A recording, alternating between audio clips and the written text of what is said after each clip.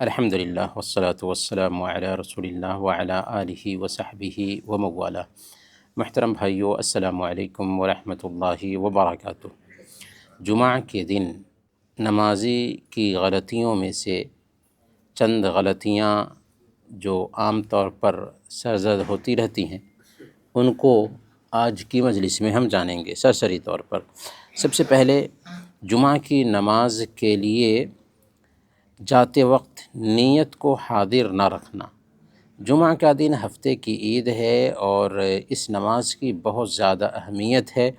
اس لیے ایک بندے مومن کو چاہیے کہ جمعہ کی نماز کی تیاری کرے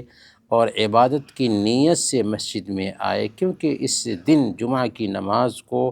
اگر اس کے آداب کے ساتھ ہم پا لیتے ہیں تو بہت زیادہ اجر اور ثواب حاصل کرتے ہیں۔ اور پیارے نبی صلی اللہ علیہ وسلم فرماتے ہیں انما الاعمال بالنیات، اعمال کا دار و مدار نیتوں پر ہے۔ دوسرے نمبر پر کتنے لوگ نماز جمعہ سے سستی برتتے ہیں، حالانکہ نماز جمعہ کا ترک یہ کبیرہ گناہ ہے۔ اللہ کے نبی صلی اللہ علیہ وسلم صحیح مسلم کی روایت کے مطابق بیان فرماتے ہیں لَيَنْتَهِيَنَّ أَقْوَامٌ عَنْ وَدْعِهِمُ الْجُمَعَاتِ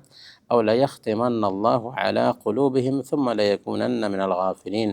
کہ لوگ جمعہ ترک کرنے سے بعد آ جائیں ورنہ اللہ تعالیٰ ان کے دلوں پہ مہر ڈال دے گا اور وہ غافلوں میں سے ہو جائیں گے۔ دوسری حدیث میں اللہ کے نبی صلی اللہ علیہ وسلم بیان فرماتے ہیں کہ جس نے 3 جمعہ لگاتار ترک کر دیا، اللہ تعالیٰ اس کے دلوں پر مہر ڈال دیتا ہے۔ تیسرے نمبر پر جمعہ کی رات دیر رات میں سونا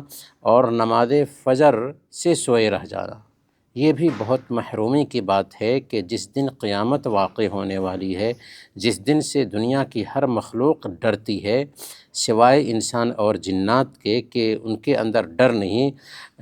وہ جمعہ کے دن آرام سے دیر رات تک سوتے ہیں، یہاں تک کہ فجر کی نماز بھی نہیں پڑھ پاتے، حالانکہ جمعہ کے دن فجر کی نماز کی بہت زیادہ اہمیت ہے۔ اللہ کے نبی صلی اللہ علیہ وسلم نے صحیح حدیث میں بیان فرمایا افضل الصلوات عند اللہ صلاۃ الصبح یوم الجمعۃ فی جماعۃ، کہ اللہ تعالیٰ کی نظر میں ساری نمازوں میں سب سے افضل نماز جمعہ کے دن کی فجر کی نماز ہے۔ پھر بھی ایک انسان اگر دیر رات سے سوئے گا تو فجر کی نماز نہیں پڑھ پائے گا، بلکہ بہت سارے لوگ تو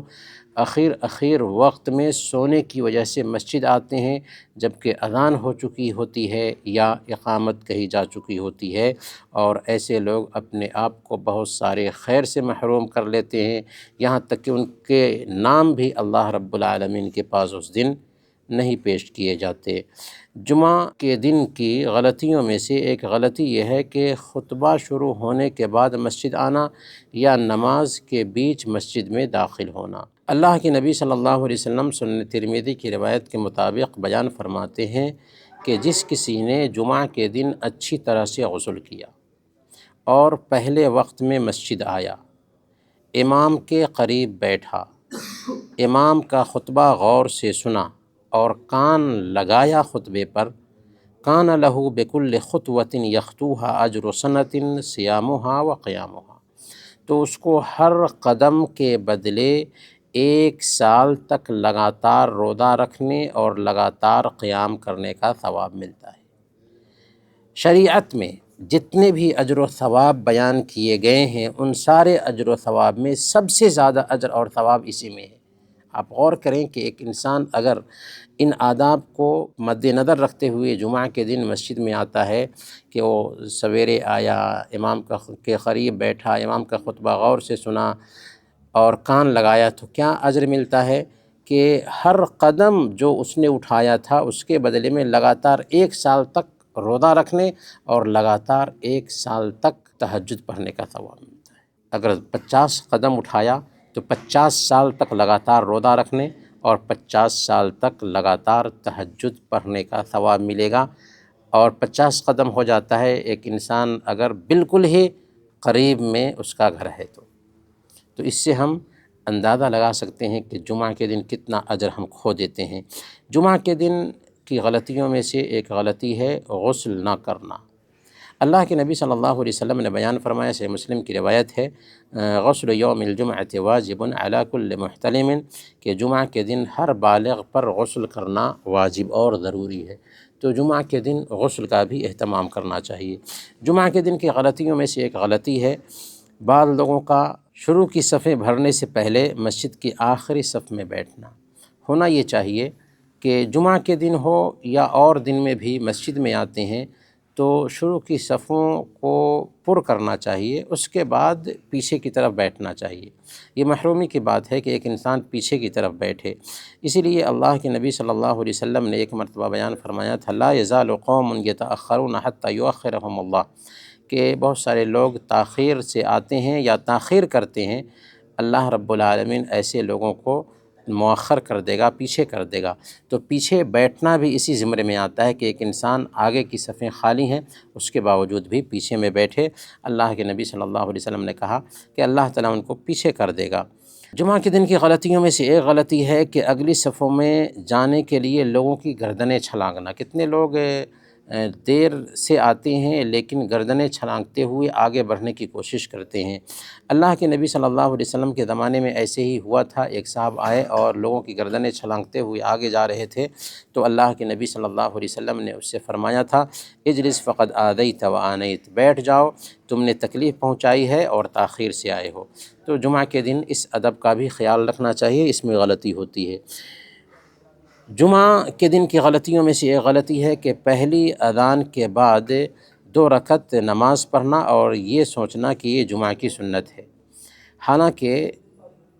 پہلی اذان کے بعد کوئی نماز نہیں ہے، یعنی اگر پہلی اذان سے پہلے مسجد میں آ کر کے بیٹھا ہوا ہے تو اذان کے سننے کے بعد کوئی نماز نہیں پڑھی جائے گی، بلکہ جمعہ کے دن فرض سے پہلے کوئی سنت جو متعین مقدار میں ہو وہ ثابت ہی نہیں ہے۔ ہاں، صحیح مسلم کی روایت ہے، فَصَلَّى مَا قُدِّرَ لَهُ، جس حد تک ہو سکا اس نے پڑھا، تو 2 رکعت ہو، 4 رکعت ہو، 8 رکعت ہو، 12 رکعت ہو، جتنا چاہیں پڑھیں، لیکن تعین کے ساتھ میں یہ سمجھنا کہ پہلی اذان ہوگی تو اس کے بعد ہم سنت پڑھیں گے، یہ ثابت نہیں ہے۔ بلکہ اللہ کے نبی صلی اللہ علیہ وسلم کے زمانے میں عمر فاروق رضی اللہ تعالیٰ عنہ، ابوبکر رضی اللہ تعالیٰ عنہ کے زمانے میں جمعہ کے دن کی پہلی اذان تھی ہی نہیں۔ یہ اذان تو حضرت عثمان رضی اللہ تعالیٰ عنہ نے جاری کیا تھا، لوگوں کی حالت کو دیکھ کر کے مدینہ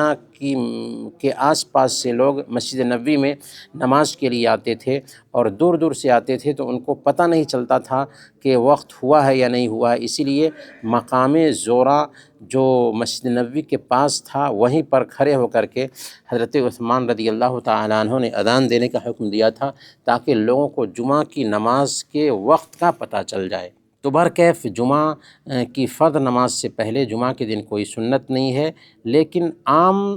نفل نماز میں 2 رکعت، 4 رکعت، 6 رکعت، 8 رکعت جتنا چاہیں پڑھ سکتے ہیں۔ البتہ جمعہ کی نماز کے بعد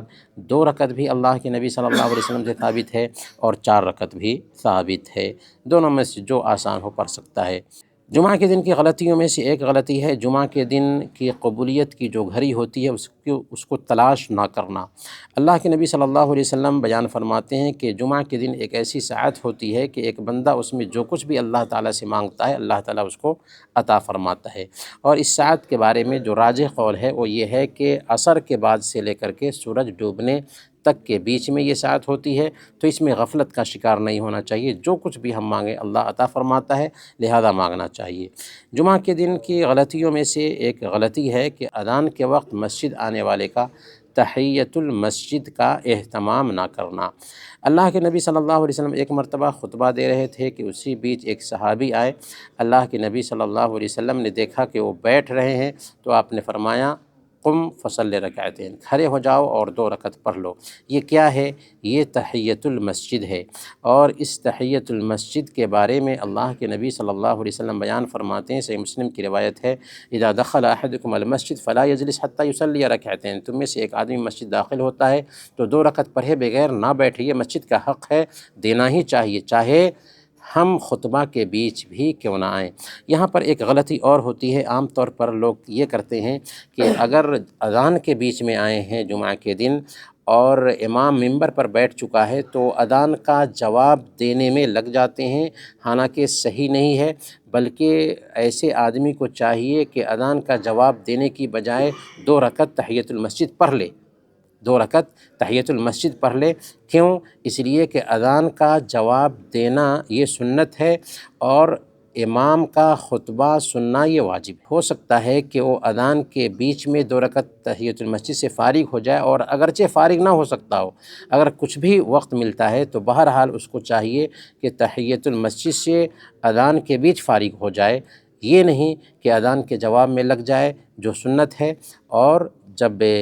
خطبہ سننا ضروری تھا اس وقت سنت میں لگے، تو یہ بھی بہت بڑی غلطی ہے جو کرتے ہیں لوگ، یہ سمجھتے ہوئے کہ اذان کے وقت میں نماز کیسے پڑھیں، حالانکہ اذان کے وقت میں نماز پڑھنی چاہیے تاکہ خطبہ سننے میں لگ سکیں۔ خطبہ کے بیچ دعا کے لیے ہاتھ اٹھانا، یہ عام غلطی ہے جو کرتے ہیں لوگ، کہ خطبہ ہو رہا ہوتا ہے، اس بیچ میں امام جب دعا کرتا ہے تو بہت سارے لوگ ہاتھ اٹھاتے ہیں اس دعا پر آمین کہنے کے لیے۔ نہ تو امام کے لیے سنت ہے کہ وہ دعا پر ہاتھ اٹھائے، اور نہ ہی مقتدیوں کے لیے سنت ہے کہ وہ دعا پر ہاتھ اٹھائیں۔ ہاں، اگر استسقاء بارش طلب کرنے کی دعا کی جا رہی ہے تو اس وقت امام بھی ہاتھ اٹھائے گا، مقتدی بھی ہاتھ اٹھائیں گے۔ اس حوالے سے شیخ عبدالرؤف عبدالحنان جو پاکستان کے تھے، اللہ تعالیٰ ان کو غریق رحمت کرے، انہوں نے ایک کتاب لکھی ہے، عربی زبان میں یہ کتاب ہے، اور وزارت الاوقاف سے، کویت کی وزارت الاوقاف سے یہ کتاب چھپی ہوئی ہے، حکم رفع الایدی فی دعاء خطبۃ الجمعہ۔ خطبہ جمعہ کے درمیان جو دعا ہوتی ہے اس دعا میں ہاتھ اٹھانا، باضابطہ یہ کتاب ہی لکھی ہے جس کتاب میں انہوں نے ثابت کیا ہے کہ جمعہ کے بیچ دعا میں ہاتھ اٹھانا ثابت نہیں ہے، دعا کرنا ثابت ہے، امام دعا کرے گا آپ آمین کہیں گے، لیکن ہاتھ اٹھانا ثابت نہیں ہے۔ تو یہ بھی غلطی ہے جو لوگ کرتے ہیں۔ خطبہ کے بیچ بات کرنا بھی ایک بہت بڑی غلطی ہے جو لوگ اس کا ارتکاب کرتے ہیں، حالانکہ اللہ کے نبی صلی اللہ علیہ وسلم بیان فرماتے ہیں، صحیح بخاری اور صحیح مسلم کی روایت ہے، اذا قلت لصاحبک یوم الجمعۃ انصت والامام یخطب فقد لغوت، کہ اگر تم نے خطبہ کے بیچ اپنے ساتھی سے جو بات کر رہا تھا کہتے ہو کہ انصت، خاموش ہو جاؤ، تو تم نے لغو حرکت کیا۔ تو جو آدمی چپ کرائے اس نے لغو حرکت کیا، تو جو بات کر رہا ہے وہ کتنا بڑا گناہ کرتا ہے خطبہ کے بیچ۔ گویا کہ بات کرنے والے کو چپ رہو بھی نہیں کہہ سکتے ہیں، یہ بھی لغو حرکت ہے۔ اس سے پتہ یہ چلتا ہے کہ جمعہ کے دن خاموشی کے ساتھ میں جمعہ کا خطبہ سننا چاہیے، یہاں تک کہ کسی کو بازو والے کو چھینک آئی ہے، اس چھینک پر اس نے الحمدللہ کہا، ہم سن کر کے یرحمک اللہ بھی نہیں کہہ سکتے۔ یہ کچھ آداب ہیں جمعہ کے دن کے جن میں غلطیاں ہوتی ہیں، یا جو اجر و ثواب سے ہم اپنے آپ کو محروم رکھ لیتے ہیں غلطیوں کی وجہ سے۔ ہمیں چاہیے کہ ان آداب کا خیال رکھیں، ان غلطیوں کو سدھارنے کی کوشش کریں تاکہ ہم زیادہ سے زیادہ اجر و ثواب حاصل کر سکیں۔ جزاکم اللہ خیراً، وصلی اللہ علی نبینا محمد وعلی آلہ وصحبہ۔